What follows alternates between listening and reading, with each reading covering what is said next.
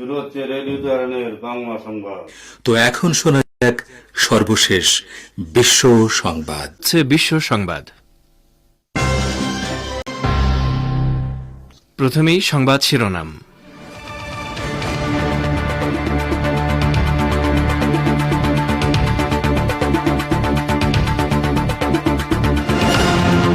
অবশেষে গাজায় কার্যকর হল যুদ্ধবিরতি, প্রতিবাদে বেন গাভিরের পদত্যাগ। আজ রাতেই মুক্তি পাচ্ছেন ৩ ইসরায়েলি নারী সেনা ও ৯৫ জন ফিলিস্তিনি বন্দী। ফিলিস্তিনিরা স্বাধীনতা অর্জনের দ্বারপ্রান্তে রয়েছে বলে হামাসের মন্তব্য। জিহাদ নেতার সঙ্গে ফোনালাপে ফিলিস্তিনিদের অভিনন্দন জানালেন ইরানের পররাষ্ট্রমন্ত্রী। বাংলাদেশের রাজনৈতিক দলগুলোর ঐকমত্য ছাড়া সংস্কার কমিশনের প্রতিবেদন গ্রহণযোগ্য হবে না বলে মন্তব্য করেছেন বিএনপির মহাসচিব মির্জা আলমগীর।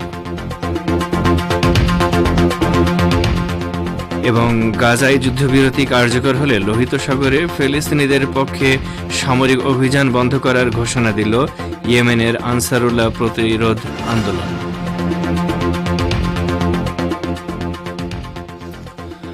আসসালামু আলাইকুম। বিশ্ব সংবাদের গুরুত্বপূর্ণ অংশগুলো শুনলেন, এবারে বিস্তারিত। পরিবেশনায় রয়েছি রেজওয়ান হোসেন।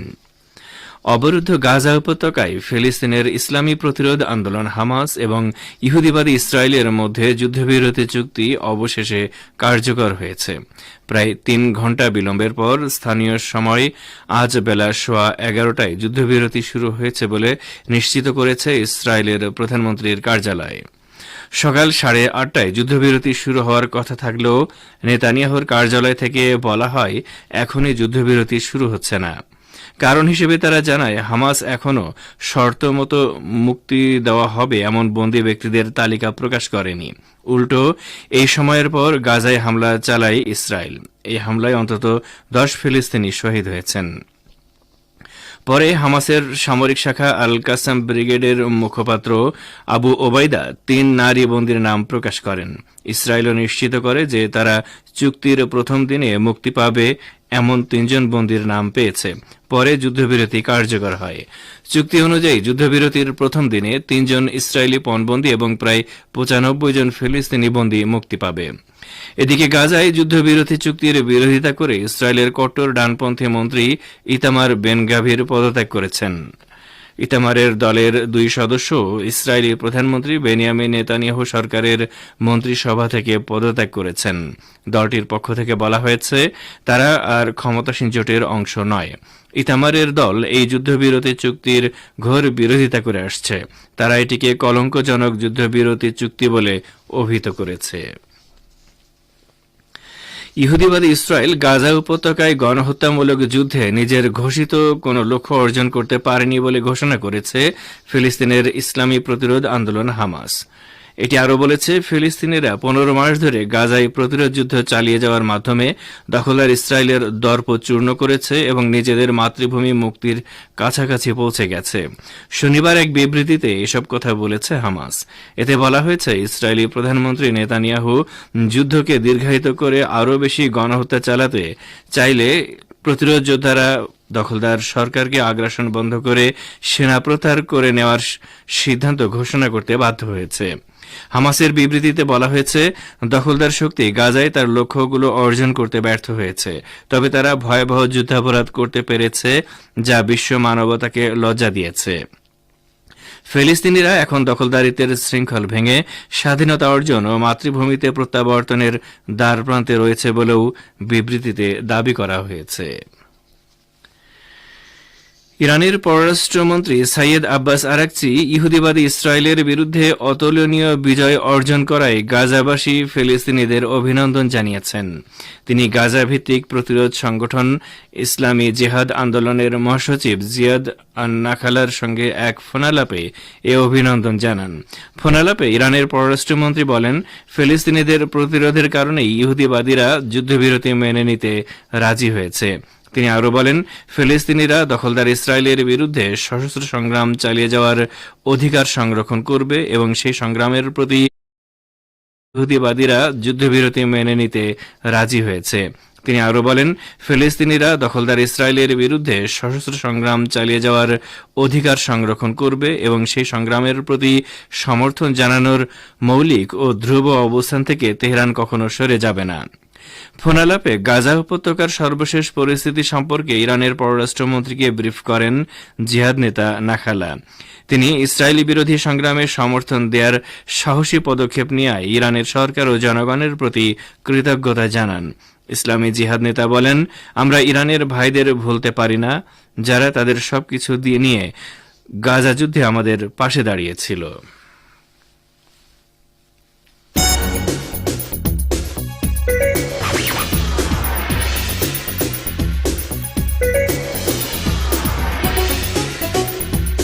রেডিও তেহরান, খবরের সঙ্গে 24 ঘন্টা।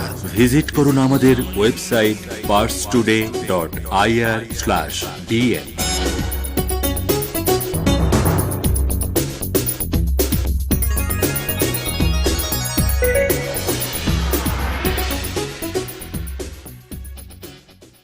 ফিরে আসি বিশ্ব সংবাদে। বাংলাদেশের রাজনৈতিক দলগুলোর ঐকমত্য ছাড়া সংস্কার কমিশনের প্রতিবেদন গ্রহণযোগ্য হবে না বলে মন্তব্য করেছেন বিএনপির মহাসচিব মির্জা ফখরুল ইসলাম আলমগীর। 4টি সংস্কার কমিশনের প্রতিবেদন জমা নিয়ে বিএনপির প্রাথমিক মন্তব্য জানতে চাইলে মির্জা ফখরুল বলেন, আমরা প্রাথমিকভাবে এখনও মন্তব্য করতে চাইনি, কারণ পুরো প্রতিবেদন আমাদের হাতে এসে পৌঁছায়নি। সরকার যেটা বলেছে এবং যে পরিকল্পনা করেছে, এই প্রতিবেদন পাওয়ার পর রাজনৈতিক দলগুলোর সঙ্গে আলোচনা করবে, তারপরেই সিদ্ধান্ত হবে এবং ঐকমত্য ছাড়া কোনোটাই গ্রহণযোগ্য হবে না। এক প্রশ্নের জবাবে মির্জা ফখরুল বলেন, আমরা তো বারবার এক কথা বলে এসেছি, সংস্কার ও নির্বাচনের মধ্যে কোনো বিরোধ নেই। যে নির্বাচন হবে এবং যে সরকার আসবে, যেই দল সরকারে আসবে, তারা এই সংস্কারগুলোকে এগিয়ে নিয়ে যাবে। আমরা আমাদের দলের পক্ষ থেকে পরিষ্কারভাবে বলতে পারি, আমরা প্রতিটি সংস্কারকে এগিয়ে নিয়ে যাব।